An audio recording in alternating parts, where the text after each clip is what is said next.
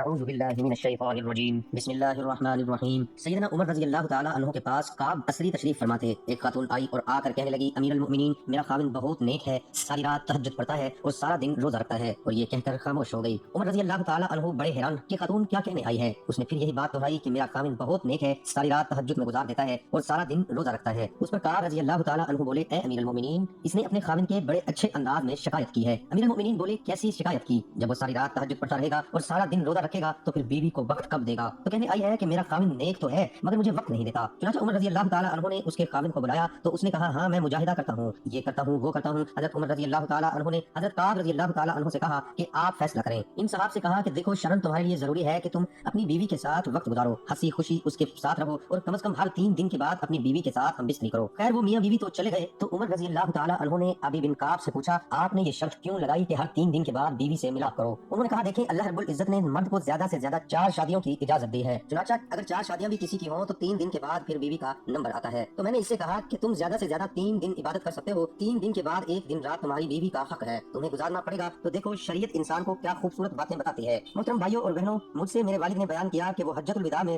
رسول اللہ صلی اللہ علیہ وآلہ وسلم کے ساتھ شریک ہوئے۔ آپ نے اللہ کی حمد و ثنا بیان کی اور لوگوں کو نصیحت کی اور انہیں سمجھایا۔ پھر راوی نے اس حدیث میں ایک قصے کا ذکر کیا۔ اس میں یہ بھی ہے کہ آپ نے فرمایا، سنو، عورتوں کے ساتھ خیر خواہی کرو، اس لیے کہ وہ تمہارے پاس قیدی ہیں، تم اس سے ہم بستری اور عصمت اور اپنے مال کی امانت وغیرہ کے علاوہ اور کچھ اختیار نہیں رکھتے، اور جب وہ اپنا قرض ادا کرتی ہو تو پھر ان کے ساتھ بدسلوکی کا جواز کیا ہے؟ ہاں اگر وہ کسی کھلی ہوئی بے حیائی کا ارتکاب کریں تو پھر تمہیں انہیں سزا دینے کا ہے، بس اگر وہ ایسا کریں تو انہیں بستروں سے علیحدہ چھوڑ دو اور انہیں مارو، لیکن اذیت ناک مار نہ ہو۔ اس کے بعد اگر وہ تمہاری متی ہو جائیں تو پھر انہیں سزا دینے کا کوئی اور بہانہ نہ تلاش کرو۔ سنو، جس طرح تمہارا تمہاری بیویوں پر حق ہے، اسی طرح تم پر تمہاری بیویوں کا بھی حق ہے۔ تمہارا حق تمہاری بیویوں پر یہ ہے کہ وہ تمہارے بستر پر ایسے لوگوں کو نہ روندنے دیں جنہیں تم ناپسند کرتے ہو، اور تمہارے گھر میں ایسے لوگوں کو آنے کی اجازت نہ دیں جنہیں تم اچھا نہیں سمجھتے۔ سنو، اور تم پر ان کا حق یہ ہے کہ تم ان کے لباس اور پہننے میں اچھا سلوک کرو۔ محترم بھائیوں اور بہنوں، اب آپ کے سامنے جمعے کی فضیلت آپ کے سامنے پیش کرنے جا رہا ہوں۔ رسول اللہ صلی اللہ علیہ وآلہ وسلم نے اپنے چچا عباس رضی اللہ عنہ سے فرمایا، اے چچا، کیا میں آپ کے ساتھ صلح رحمی نہ کروں؟ کیا میں آپ کو نہ دوں؟ کیا میں آپ کو نفع نہ پہنچاؤں؟ وہ بولے، کیوں نہیں؟